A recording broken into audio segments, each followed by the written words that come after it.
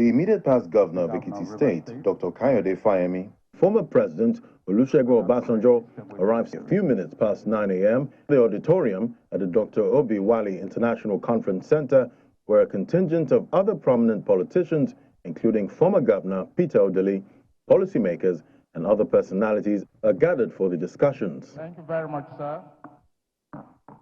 With the theme, Deepening Democratic Culture and Institutions for Sustainable Development and Security in Nigeria, the conveners hope to collate expert views on how to improve the nation's socio-political system. It's my great pleasure to be here. We are honored to be partners with the Rivers State government to do this event. Are we going to continue to manage a democratic system that you could say is essentially illiberal? Because while it has the essential democracy, beneath it there are still issues of poverty, the personalization of power, the tendency to contain civil society, to abridge democratic spaces. Are our political parties performing the functions of political parties? Against the backdrop of a critical political period, the chairman of the event and former governor of Ekiti State, Dr. Fayemi, stresses the need for a decent political atmosphere.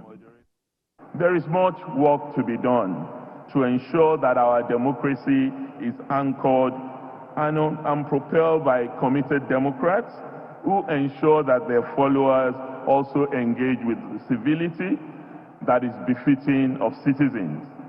Clearly, another type of politics is possible and indeed is desperately needed in our country.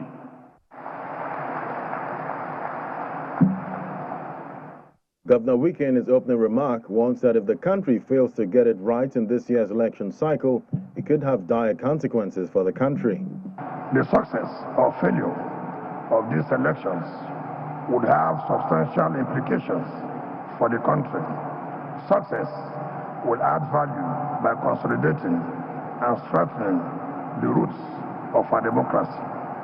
A failure may increase political polarization, exacerbate our social fault lines, and set our democracy backwards.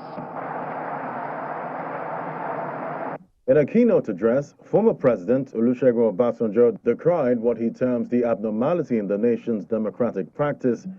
It is true that a governing and ruling elite that is not firmly anchored in production will not have the urge to invest in research and development, science and technology, and good governance.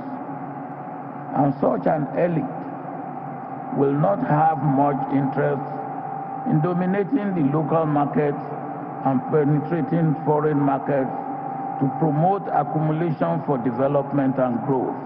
Moving forward, the former president makes his recommendations to address the prevailing democratic culture in Nigeria. It begins with self-commitment, then leadership commitment. There are thousands of persons with integrity all over the country and in the diaspora. Leaders need to identify and connect these persons with their communities and organizations to build a true national movement and commitment to democratic practice.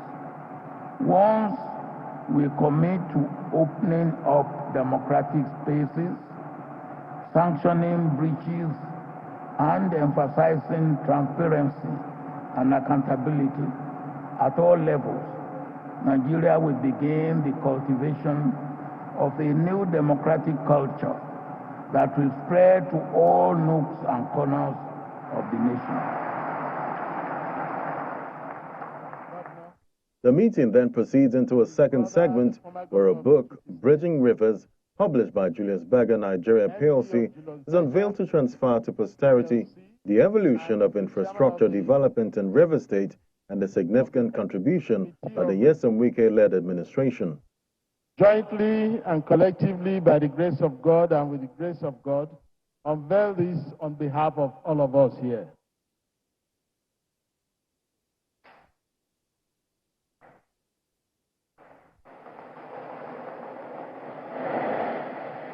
The Port Harcourt International Conference continues for a second day with roundtable discussions on several issues of national concern.